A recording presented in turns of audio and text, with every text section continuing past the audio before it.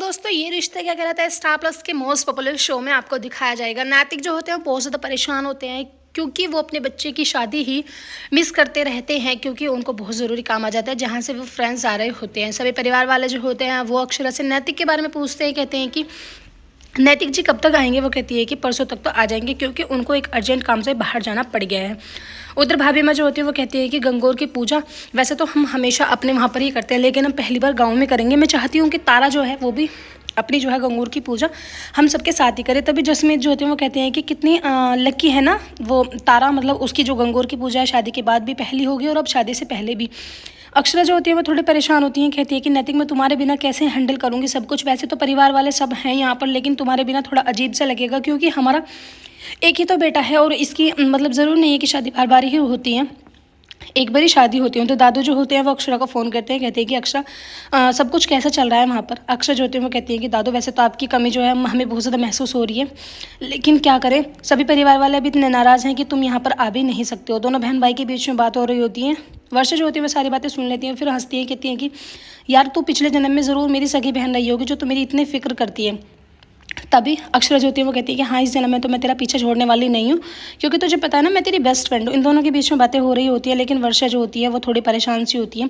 उन्हें बुरा लगता है कि उनके जो पति मतलब वहाँ पर नहीं है और सभी परिवार वाले एक जगह हैं और सभी परिवार वाले इतने अच्छे से उनका ध्यान रख रहे हैं, इतना केयर कर रहे हैं। ये सब चीज़ें अक्षरा को वो बताती है, कहती है कि मैं बहुत ज़्यादा लकी हूँ कि मुझे ऐसा परिवार मिला। तारा जो होती है वो गंगौर की पूजा के लिए तैयार हो जाती है। तभी उनके दादाजी उन्हें देखने के लिए आते हैं, कहते हैं कि वाह मेरी बेटी कितनी सुंदर लग रही है, बिल्कुल परी के जैसी लग रही है। बेटा ऐसा करना कि अपने ना काला टीका लगा लेना। वो कहती है कि दादाजी हमें तो बहुत ज़्यादा घबराहट हो रही है, हम बहुत ज़्यादा नर्वस हो रहे हैं, हमें ये समझ नहीं आ रहा है कि आखिर हम करें तो करें ही क्या।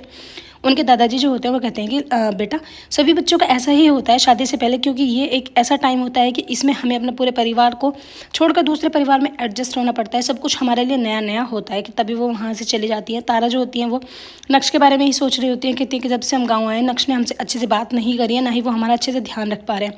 सभी जो होते हैं वो गंगौर की पूजा के लिए तैयार हो जाते हैं। वर्षा जो होती है वो लहंगा तो पहन लेती है लेकिन कोई भी ज्वेलरी वगैरह नहीं पहनती है। कहती है कि जब मन ही अच्छा नहीं होता तो फिर पूजा पाठ का भी क्या फ़ायदा होता है। कि तभी कुहू वहाँ आ जाती है, कहती है कि आपने ज्वेलरी क्यों नहीं पहनी है।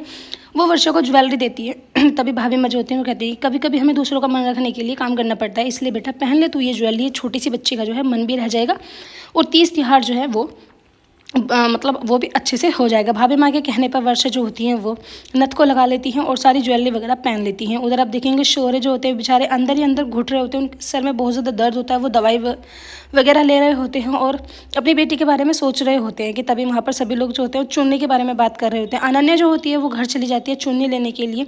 वैसे बोला तो उसे यही गया है कि आप जो है रास्ते में से कहीं से चुन्नी ले लेना, लेकिन रणवीर जो होते हैं वो कहते हैं कि सभी मार्केट जो है अभी बंद है, अभी हम चुन्नी कहाँ से लेंगे। एपिसोड की एंडिंग तो ऐसी होगी फ्रेंड्स, आने वाले एपिसोड्स में आपको दिखाया जाएगा। अनन्या जो होती है वो अपने पापा को लेकर गांव में पहुंच जाती है जहाँ पर नक्श की शादी हो रही होती है। सभी परिवार वाले जो होते हैं वो शॉक्ड हो जाते हैं। दादू की चोट लग जाती है, सभी को ये पता नहीं होता है कि आखिर चोट लगी तो लगी कैसे। वीडियो